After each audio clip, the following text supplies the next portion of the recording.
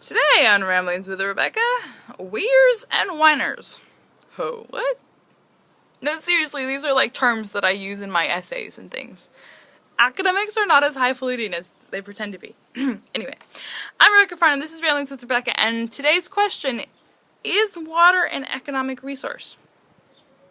Now, if you're from the West, you may be sitting there going, well, duh. But this is actually not a well, duh kind of question. There's an entire literature kind of tracing the development and the classification of water as an economic good, and something that can and or should be bought and priced and sold and traded and that kind of thing, and even, you know, laid claim to. Humans existed for a long time without really treating water as something that was, you know, to be claimed and priced. And people still do claim that that shouldn't be the case. The dominant discourse and policy framework certainly do treat water as an economic good in most places, but not everywhere. There are some political systems that are set up pretty explicitly to not allow water to be an economic good, at least not to the same degree as it is in most parts of the West. So, WIER and WINER. WIER, W-I-E-R, water is an economic resource. WINER, unfortunate acronym, W-I-N-E-R, water is not an economic resource. WINERs tend to be associated with the human rights camp, so the acronym has quite a lot of, yeah, hilarious connotation in a way. Anyway, but WIER, water is an economic resource. The argument that water is finite and is a good and thus should be treated as a commodity and can be priced. Price recovery is important when you're delivering water systems. Also an argument that if you price something, people will value it better or more correctly.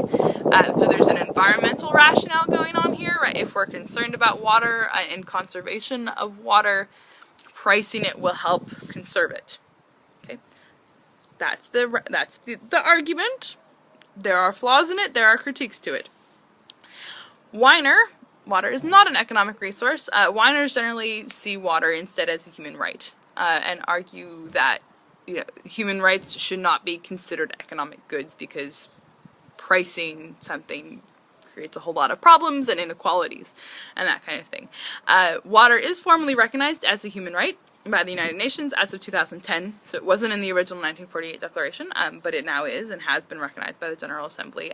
So as far as like human rights law, such as it is and what teeth it doesn't have, water is included. However, that's really only drinking water, which, as we know, if we've been watching all of these videos, is really a very tiny proportion of the water that we deal with and consume on a regular basis.